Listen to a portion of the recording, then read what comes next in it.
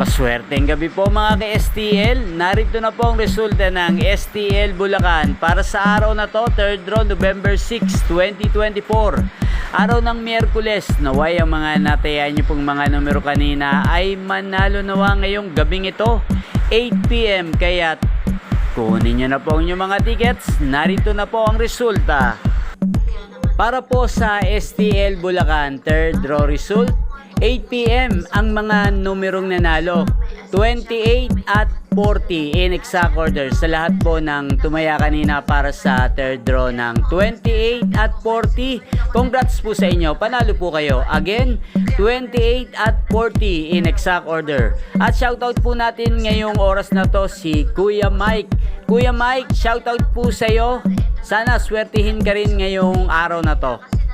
Ayan, inyo pong napanood ang resulta ng STL Bulacan sa channel na to, Roderick Hernandez TV. Maraming salamat po sa patuloy nyo pong pagsuporta sa aking channel. Huwag pong kalimutang mag-subscribe. Thank you for watching.